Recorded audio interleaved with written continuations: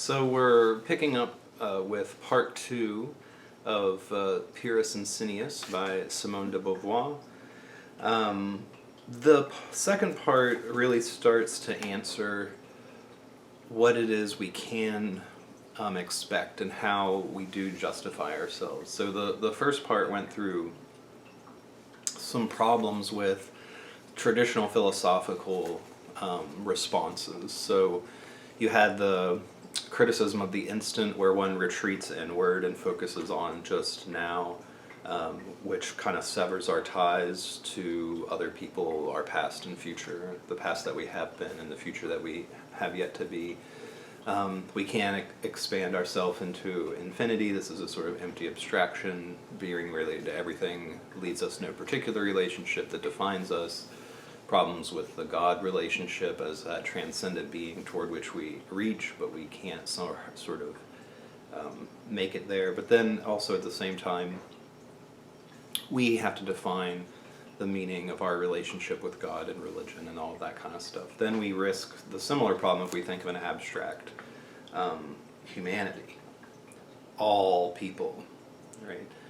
Some of those similar problems get reinscribed in the abstract there. So we have to focus in on our garden to continue that theme and cultivate our particular project. Now, again, I think there's a standard kind of, maybe it's a critical interpretation, and to me it's just a misinterpretation. I just don't think it captures what existentialism is about. That suggests existentialism is solipsistic in some way.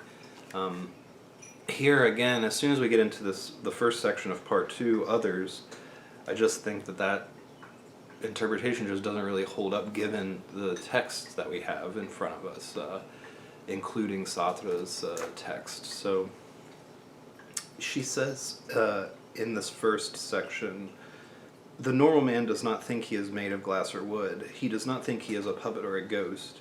Yet neither can he ever fully believe in his tears or his laughter. Nothing that happens to him is completely true. However long I look at myself in a mirror and tell myself my own history, I never grasp myself as a solid object."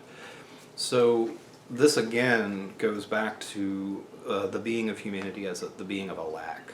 That distance that I take from myself, where as a for itself I never completely coincide. So I am never anything completely. Beauvoir and Sartre both will, especially in the ethical dimension, talk about this as a failure. I fail to fully coincide with the world that I desire, or the being that I wish to be. I'll never be fully any one particular thing. So there's always something that seems to be sort of lacking. Humanity never realizes itself, but the other is there before me, closed upon himself, open unto infinity. If I destined my actions to him, wouldn't they also take on an infinite dimension? So we recognize that the other has this subjective life, this sort of interiority is the philosophical language that the existentialists sort of stick with, at least early on. And we have no access to that, really. They have their particular point of view, and it is singularly theirs. We know that they must have it, but that's not what is present to us. What is present to us is the body. They exist for us, like as they appear to us as an object. Their interiority doesn't appear to us because their interiority is the way the world appears to them, so it can't be how it appears to me. But I hope then that if I direct and I pour my project into this other, then it will attain this sort of infinite, right? So we're shifting away from the abstract consideration of humanity as a whole, and now, okay, so what if I focus in on just one sort of person? But the requirements of the other are never ending. It's not as if I can fill them. When we say that humanity exists as a lack, or the human being exists as a lack, We're not saying that they're a lack that's an empty space that could be filled up. No, the ground of their being is a lack because they're a transcendence, because they're always overcoming. They always have the next project, the next horizon that opens up for them. So it's not possible for us to fill an individual with and satisfy them, right? Humans are like insatiable, right? So we can't just accomplish one thing for them or on their behalf and then expect that they'll be happy. She uses the example of a child. He has finished a drawing or a page. He runs to show them to his parents. He needs their approval as much as candy or toys. The drawing requires an eye that looks at it. These organized lines must become a boat or a horse for someone. So the miracle is accomplished, and the child proudly contemplates the multicolored paper. From then on, there is a real boat, a real horse. By himself, he would not have dared to put confidence in those hesitant lines. Undoubtedly, we do not try thus to change all the instants of our lives into hard diamonds. We often seek to accomplish our being without help. I walk in the country, I break off a stem, I kick a pebble, I climb a hill, all without witnesses. But no one is satisfied with such solitude for his entire life. As soon as my walk is completed, I feel the need to tell a friend about it. And then she references a bunch of literary characters who seek solitude, who do sort of withdraw in on themselves in a way, who do self-reflection through Saint Teresa, who wrote the Interior Castle and so on. But those writings are directed to the other. So in isolation, in total withdrawal into myself, things have the quality of being irreal, or I don't quite have the confidence until the other can reinforce it to me, right? So I have this desire to sort of share, or to have my own project and the appearances in kind of the world as it appears to me, verified and confirmed in other people. The child shows the drawing to the parent, and the parent confirms and says to the child, oh yes, I see the boat or the horse. By himself, the child is not confident enough that he's accomplished the task, but it can be reinforced in other people. But we'll see as Beauvoir develops, this is something that is a kind of ongoing process. It's not like the child shows the parent their drawing and then no more drawing, okay, that's accomplished. No, the child will continue to go back for this reinforcement. The parents will continue, right? It's an ongoing negotiation between them. This raises the question, I think it's an important one for the existentialist, what do I expect from others? If I'm always sort of checking in with other people to see that they will reinforce my experience of the world and my interpretation of things, that they'll lend support to my project, right? That I won't have to accomplish it all on the own. What then do we expect from others? I would be wrong to hope that others could take me far away across an endless becoming. No human act is propagated to infinity. What others create based on me is no longer mine. The sick person whom I cure may be hit by a bus his first time out. I do not say that my care killed him. I bring a child into the world. If he becomes a criminal, I am not an evildoer. If I claim to assume for infinity the consequences of my actions, I could no longer want anything. I am finite. I must desire my finitude. But what I desire is to choose an end that could not be surpassed, that would truly be an end. And if the object, fixed upon itself, is not sufficient to stop me, wouldn't others have this power? So we define the scope of our gardens, we define the scope of our project. And so it's not part of my project to bring a child into the world that becomes a criminal. But also, once I bring a child into the world, and Beauvoir is going to develop this in the devotion section, once I bring the child into the world, they must found themselves, right? I don't found their being. I can only open the world to them, and I provide them with like jumping off points. That's how, points of departure is how Beauvoir will talk about that. But I'm not sort of responsible for their being entirely, especially once they reach maturity. We'll Beauvoir has some interesting discussions of children. And again, in the ethics of ambiguity, we'll talk a little bit more about that. So those are really interesting. Well, she'll develop it more in the devotion section. So just put that on the back burner for just 1 second. The particular point about children. The same point also applies to the sick person. Your project and your role with them was to provide them care and get them well. If they walk outside of the hospital and get hit by a bus, like, you didn't do that. That's part of their own project, part of the project, the bus driver or the truck driver or whoever it is that hit them, and they have sort of left. They've surpassed your project and gone beyond it as they picked up their own sort of way of being. So they've surpassed that moment as they've gone on and taken their life back up in that particular project. So she ends the section on the other with a question: and if the object fixed upon itself is not sufficient to stop me, wouldn't others have this power?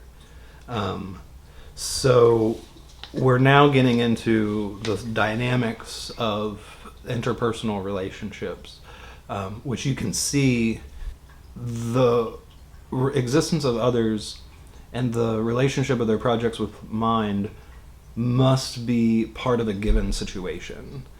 So again, that's why I'm stressing that existentialism is not solipsistic or anything like that, because the situation that I find myself in is in part, maybe determined is too strong a word, but others are establishing the parameters of my situation through their actions and through their projects, right? So that is already part of the situation that I find myself in, the existence of other people and their values and their projects and all of that sort of stuff, right?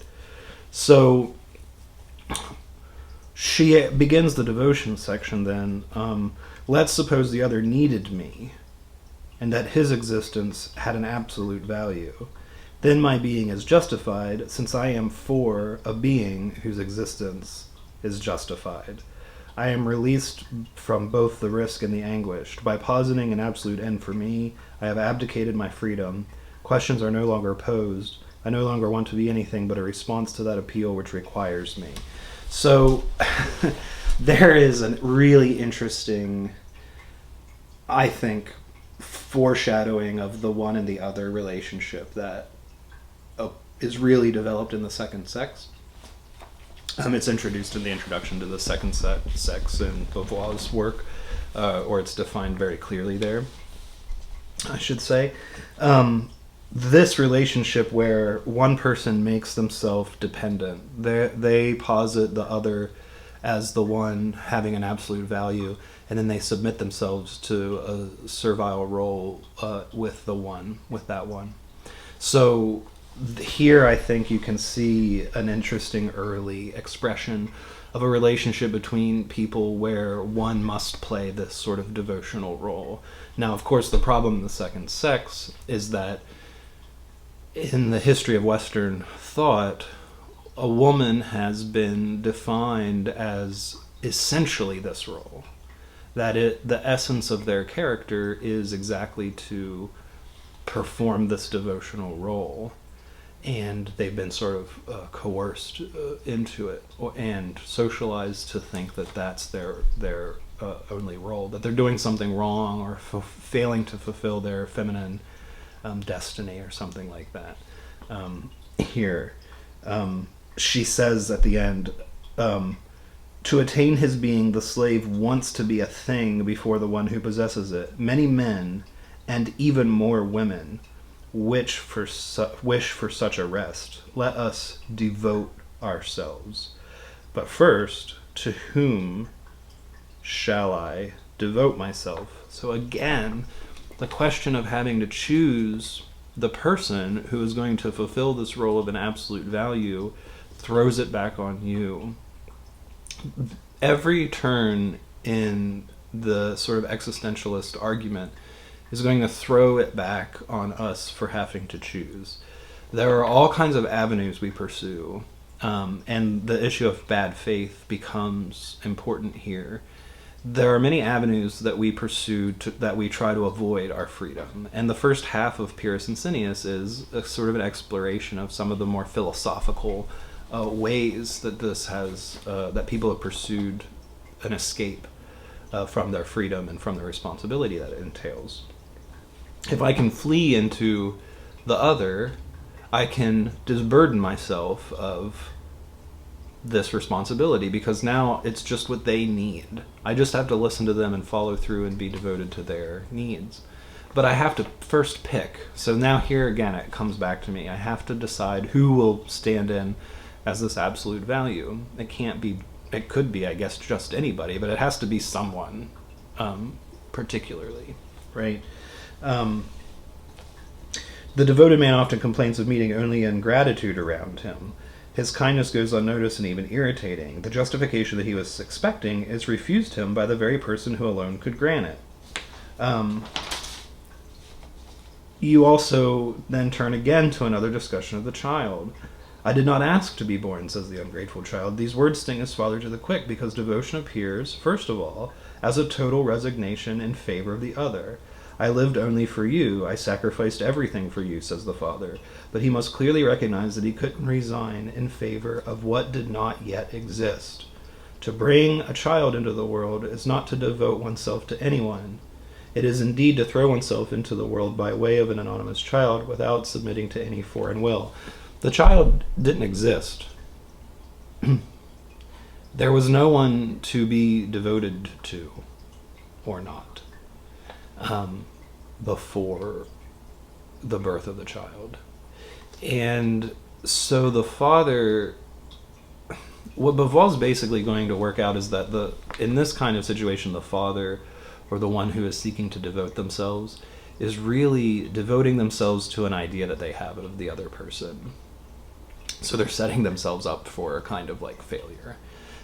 Because the child might become otherwise than they had planned, or the person to whom I've devoted myself could change, and they could start pursuing ends that I am uncomfortable with, or that I don't want to go along with, or I think, well, that's not right. You shouldn't be doing that. You shouldn't, you marry someone who is an architect, and they say one day, after you've been married for 15 years, I don't want to be an architect anymore.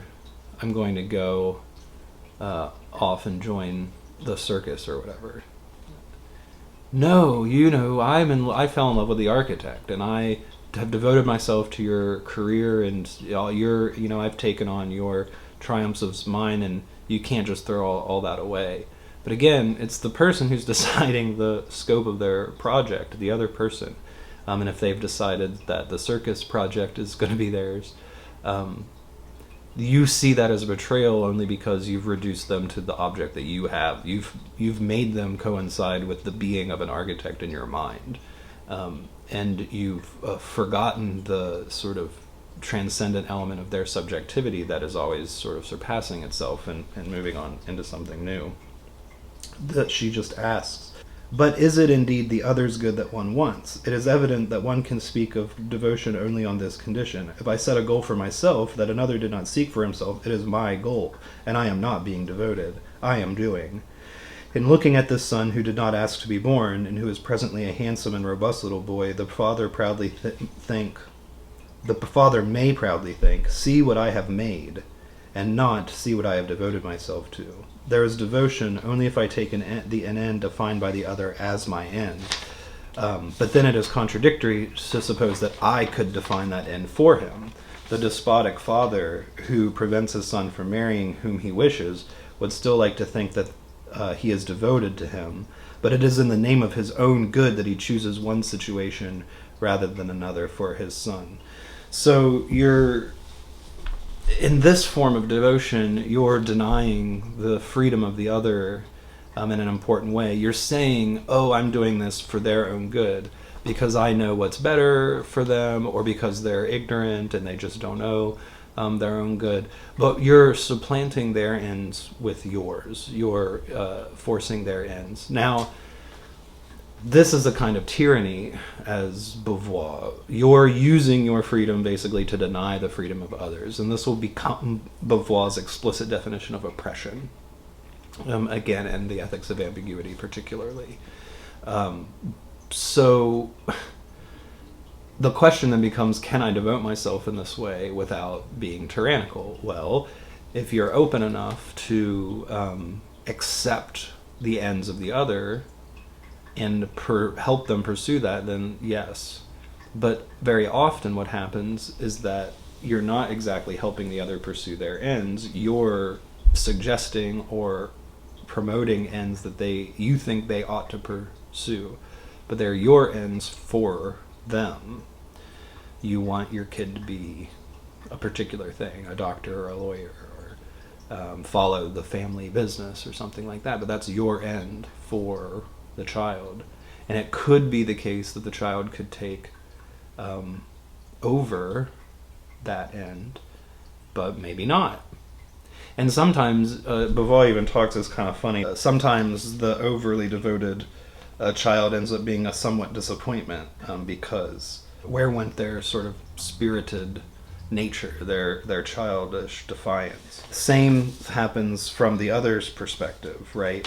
The child wants to climb a tree, and the parent, thinking that they're helpful, lifts the child up into the tree. And the child says, oh, well, but I wanted to climb it. I didn't want to just be in the top of the tree. I wanted to actually do the climbing, right? So again, this is ways in which we usurp each other's ends out of this idea of devotion. Why? Because we're trying to find purpose for our life. And so we've devoted ourselves to the other because we seek an absolute value in their existence.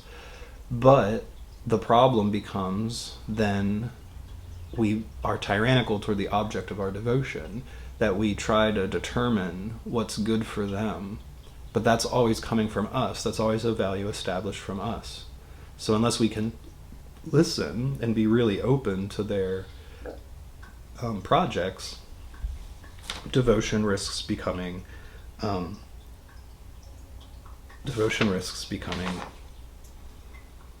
tyrannical. She starts to suggest here a lucid generosity is what should guide our actions. Because a lot of times, again, we're generous because we perceive that someone needs something. So again, we've determined an end for them. You need this. You're in this situation. I see you as this particular kind of thing, as one kind of being who has a need, right? So rather than being the kind of generosity that expects something, because as soon as you posit someone as a certain kind of being, then you expect certain things back from them. They've been thematized in a way that allows you to sort of predict, as this kind of thing, they should have, according to me, this and kind of response. They should respond in such and such a way, right? So you start in your generosity to implicitly make demands on people to whom you're supposedly generous. So Beauvoir wants to kind of alter that a little bit. Rethink generosity. A lucid generosity is what should guide our actions. We will assume our own choices and posit as our ends the situations that will be new points of departure for others. But we must not delude ourselves with the hope that we can do anything for others. That is what we learn in the end from the analysis of devotion. Its pretensions cannot be justified. The goal that it proposes to itself is impossible. Not only are we unable to abdicate our freedom in favor of the other, or ever act entirely for one man, but we cannot even do anything for any man, since there exists for him no immobile happiness with which we can gratify him, no paradise into which we can make him enter. This veritable good is that freedom which belongs only to him, and which brings him beyond every given, is out of our reach. Even God would have no hold on it, right? So you can't do anything for them. You can't climb the tree for the child. You lifting the child up into the tree just skips the whole climbing thing. It just denies them the climb, right? All you can do is open up possibilities. You can provide points of departure. But then the other has to act in relation to that point of departure and take it up into their own project in a particular way, in a way that you actually just don't have any control over. Even if you sometimes delude yourself, like you can predict how certain people will act, that doesn't mean that you know how they will for sure act out of their own freedom. They could still sort of surprise you, even if they're relatively consistent and they've known you for a while, and you've known them for a while, vice versa, right? So this idea that it is impossible to do things for people, and so a certain kind of devotion is impossible, right? An authentic relationship between the one and the other is in some ways impossible, I think, is the logical end of what Beauvoir's saying here, right? They must do for themselves, and you can provide help or a hindrance, but they're going to determine whether or not what you're doing appears as a help and a hindrance. So you act in the world, but again, once you commit the act and it's out there in the world, it takes on the facticity of something in itself, which it appears to the other person, and the other person plays a role in determining the meaning as that act appears to them, right? So you just can't do for them. They are for themselves. They are for itself.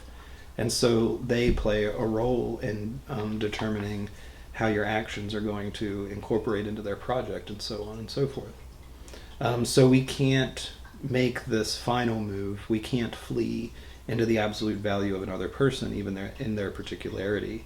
That just can't be a successful escape.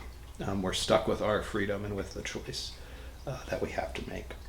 So I will stop there. We will wrap up this section and move on to the communication section in the next video. Okay, thanks.